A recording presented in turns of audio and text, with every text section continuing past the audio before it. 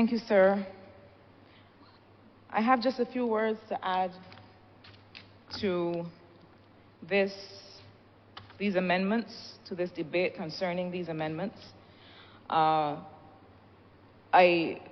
hesitated whether I should stand because I felt as if the member for Christchurch East Central, as we sit next to each other, may have gotten a little bit turned around in the subjects that each of us addresses, because he certainly spoke more about digital ID and digital payments than I expected.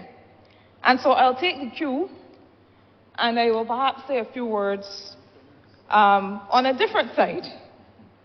There's that flexibility in this Barbados Labour Party government, sir.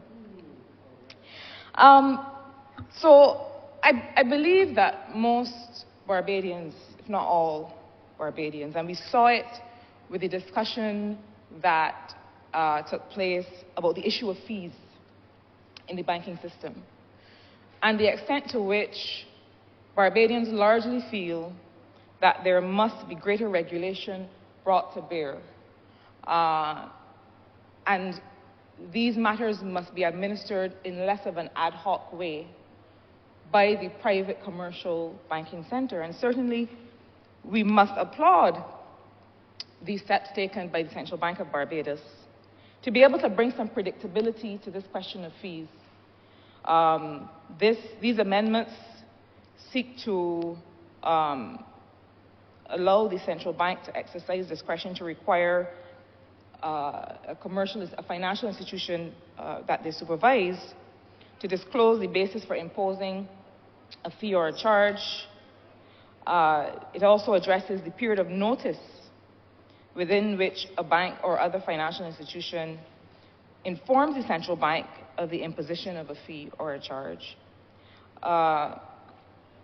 allowing the central bank to issue directives with respect to those fees and charges that Barbadians sometimes overnight wake up and you see in your inbox all of a sudden that you are now being charged more and more fees. I recall the time, sir, that my mother had an account at a particular institution that really was just drawing fees.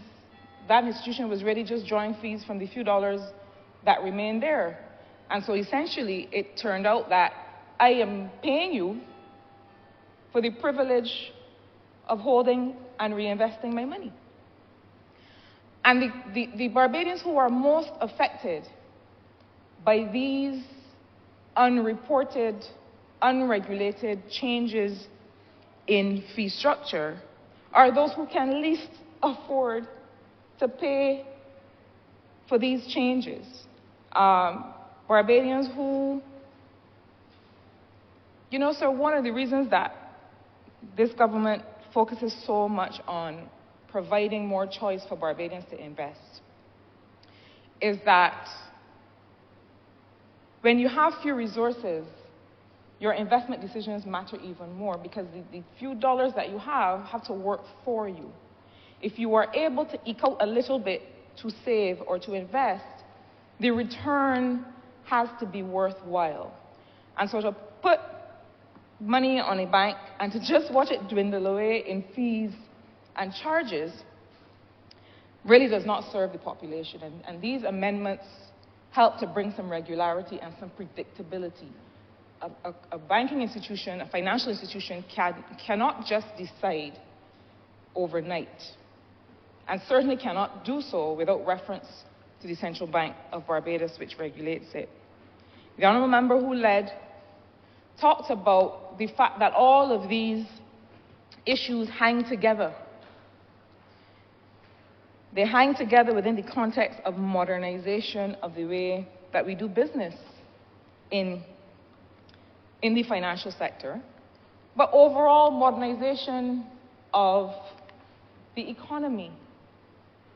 One of the things that young Barbadians are calling for more and more is the capacity to engage in commerce online, to be able to earn on those online platforms, to be able to use their intellectual property to create a product and to then earn from advertising dollars or from other mechanisms that they can use in a global marketplace.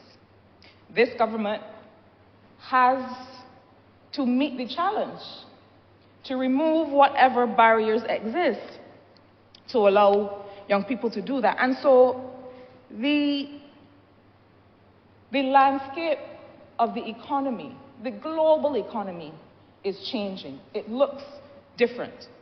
And whether it is pieces of legislation such as this, whether it is payment systems, whether it is digital ID to allow verifiable proof of address more easily, these things all hang together as part of a new economic landscape. The new economic landscape also is beginning to take on different dimensions.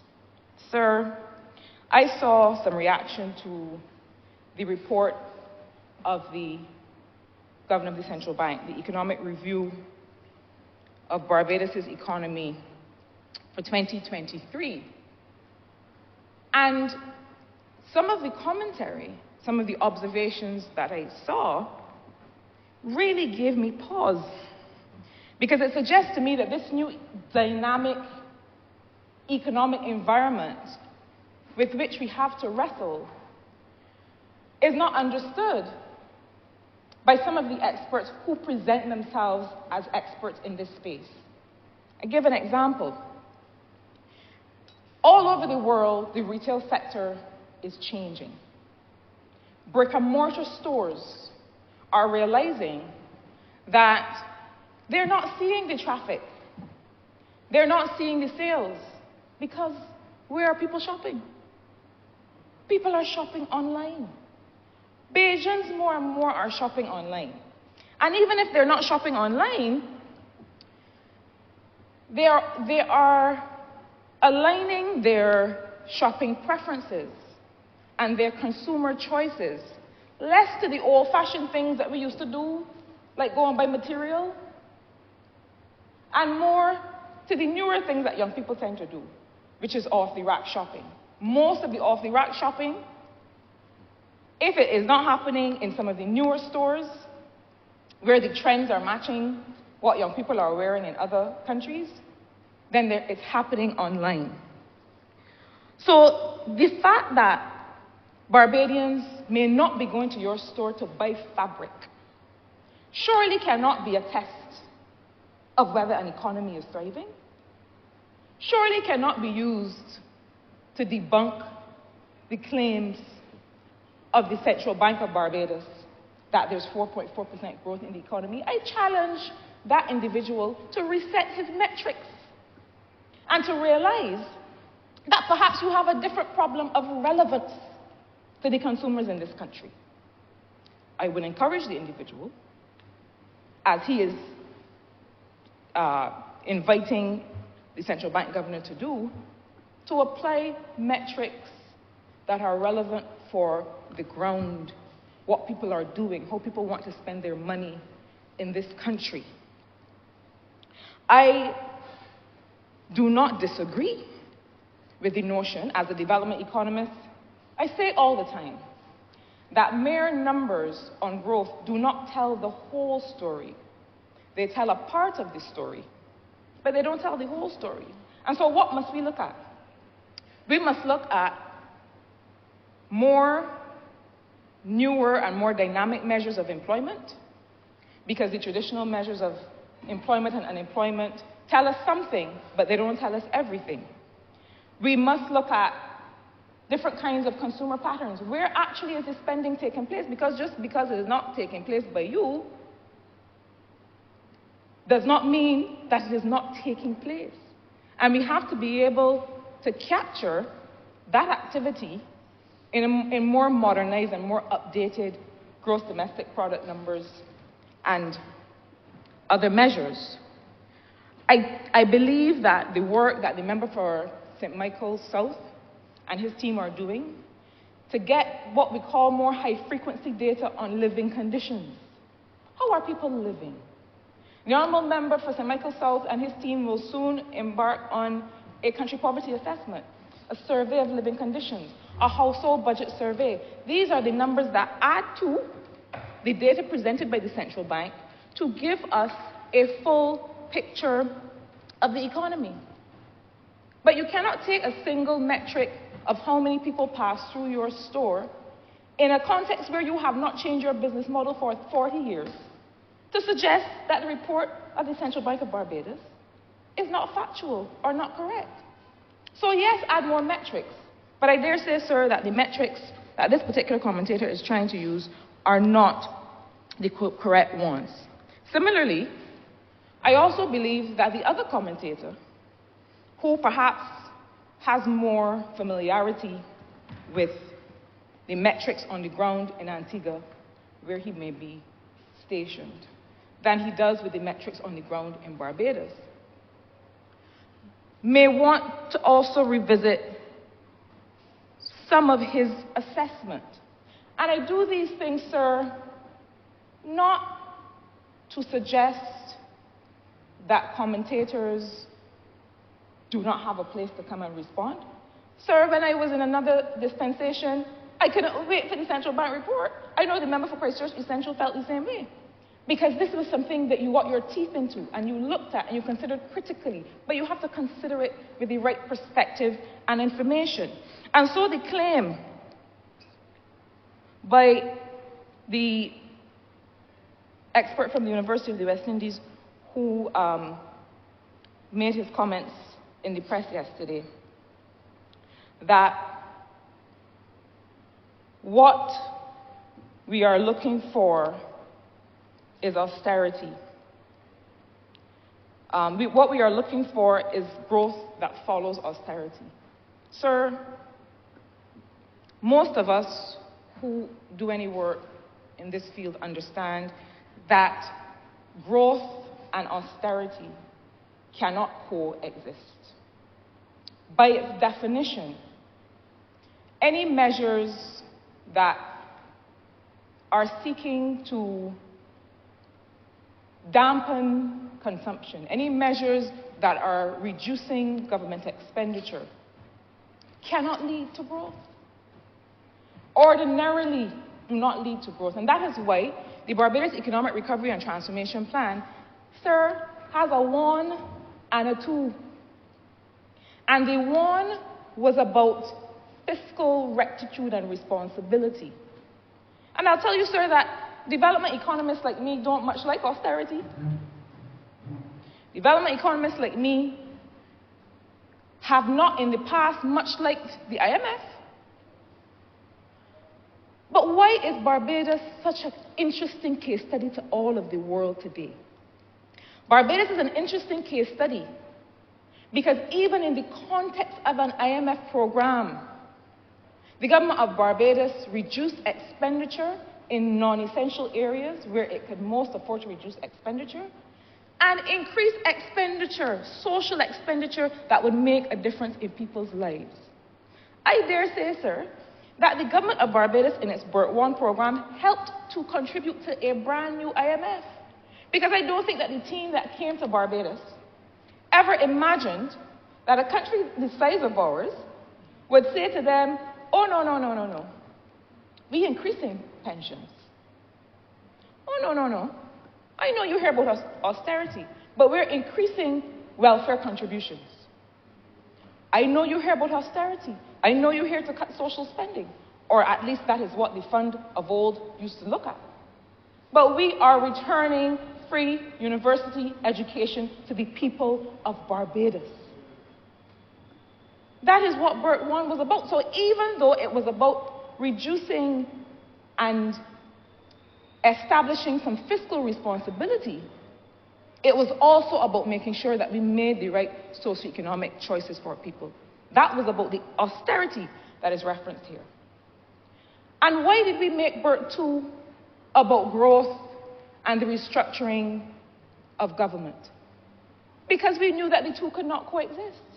We knew that we would have to make some critical investments in modernizing our systems to lead to growth and further investment.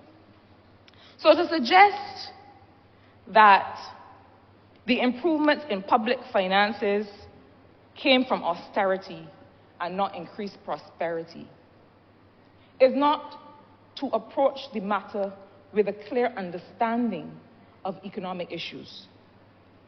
Sir, I am one who believes that there's no doubt that there are other tests to be applied. I agree that the growth number is not the only test. But the growth number is not the only metric that is referenced in the central bank report. And I think that we have to step back and be able to appreciate that there was a time, and there were past administrations, not ours, where it was only a very narrow view of what mattered that was applied. We are making sure that we keep our eyes on all of the things and all of the movements that matter to people. That is why there is monitoring of the prices in supermarkets, not just formally in what we call the Consumer Price Index, the CPI, or the rate of inflation that is measured by the Barbados Statistical Service. We don't just look at that. But there's monitoring of the prices in the supermarkets, and there's a commitment to create a tool that allows Barbadians to track those prices. Why? Because those are the things that matter to people. This is not a government that is only tracking growth. This is not a country that is only tracking growth. A country that is only tracking growth or only cares about a growth number and not how it relates to people would not be making sure that the prices of the things that matter to people in the supermarket remain within a livable range, would not have agreed as part of the social partnership a compact with people to get the private sector to agree to keep certain prices steady. Where in the world have we heard of a partnership that does that? And so, sir, I say, bring your analysis, but let it be the right kind, because when it is not, we, sir, as a government that is responsible and have to make sure that people understand the truth, will come back to show you where it is not. Sir, with those words, I commend this bill to this House, and I'm obliged to you.